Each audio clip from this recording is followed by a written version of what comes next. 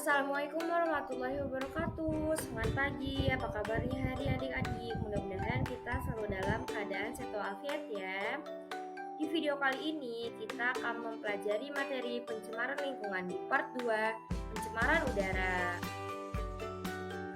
Materi pembelajaran di video kali ini yaitu pengertian pencemaran udara, penyebab pencemaran udara, dampak dari pencemaran udara, dan cara penanggulangan dari pencemaran udara. Pencemaran udara. Pencemaran udara adalah suatu kondisi di mana udara mengandung senyawa-senyawa kimia atau substansi fisik maupun biologi dalam jumlah yang memberikan dampak buruk bagi kesehatan manusia, hewan maupun tumbuhan, serta merusak keindahan alam serta kenyamanan atau merusak barang-barang atau properti. Jenis pencemaran udara itu terbagi menjadi dua, ada pencemaran udara primer dan pencemaran udara sekunder. Yang pertama, pencemaran udara primer. Pencemaran udara primer ini adalah pencemaran udara yang disebabkan langsung dari sumber pencemar, seperti asap pabrik, pembakaran sampah, asap kendaraan, dan asap rokok. Sedangkan yang kedua yaitu pencemaran udara sekunder. Ini terjadi disebabkan oleh reaksi antara substansi-substansi pencemar udara primer yang terjadi di atmosfer. Faktor penyebab pencemaran udara ada dua, yaitu yang pertama aktivitas alam dan yang kedua aktivitas manusia. Yang pertama yaitu aktivitas alam. Bencana alam seperti meletusnya gunung berapi dapat menghasilkan abu vulkanik yang mencemari udara sekitar, yang berbahaya bagi kesehatan manusia dan tanaman. Kebakaran hutan yang terjadi akan menghasilkan karbon dioksida dalam jumlah banyak yang dapat mencemari udara dan berbahaya bagi kesehatan hewan dan manusia. Yang kedua yaitu aktivitas manusia seperti pembakaran sampah, asap rokok, asap kendaraan, asap-asap industri, dan senyawa kimia buangan seperti CFC. Dampak pencemaran udara. Pencemaran udara mengakibatkan kerugian bagi banyak organisme penghuni bumi. Dampak yang ditimbulkan dari pencemaran udara antara lain bagi kesehatan, bagi tumbuhan, efek rumah kaca, rusaknya lapisan ozon.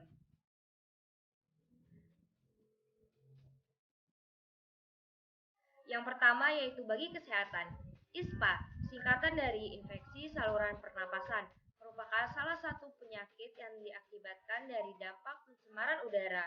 Udara yang kotor dapat masuk melalui hidung dan mengendap di paru-paru serta menimbulkan iritasi. Dampak bagi manusia yaitu kekurangan oksigen, pusing, sesak nafas, bahkan sampai kematian. Yang kedua, bagi tumbuhan. Abu vulkanik dari meletusnya gunung berapi membuat udara tercemar dan memicu terpicunya hujan asam. Kondisi asam ini dapat mematikan tanaman setempat. Oleh karena itu, kita sering menemui begitu banyak tanaman dan pohon yang rusak akibat hujan asam atau abu vulkanik.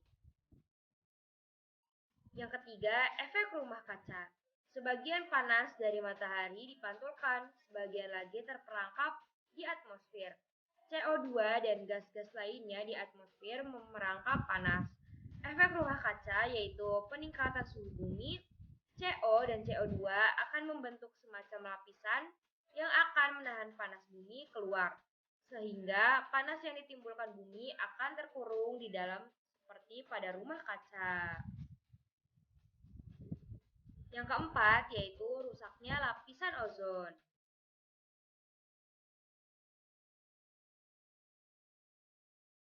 Penipisan lapisan ozon mengakibatkan masuknya lebih banyak radiasi sinar ultraviolet yang membahayakan masuk ke permukaan bumi. Lapisan ozon yang menipis diakibatkan oleh pencemaran dari gas klorofluorokarbon atau CFC dan efek rumah kaca yang diakibatkan oleh berbagai gas yang mencemari udara. Ozon adalah lapisan yang melindungi bumi dari sinar ultraviolet. Semakin banyak lubang ozon, maka sinar ultraviolet akan semakin banyak menembus bumi, sehingga menyebabkan penyakit kanker kulit, berkurangnya kekebalan tubuh, dan rusaknya ekosistem laut. Cara penanggulangan pencemaran udara. Yang pertama yaitu mengurangi penggunaan kendaraan pribadi, khususnya kendaraan bermotor.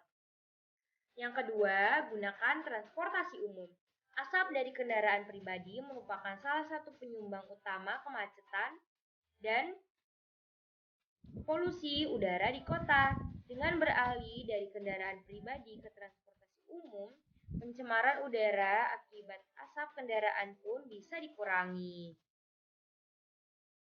Yang kedua yaitu reboisasi atau penghijauan.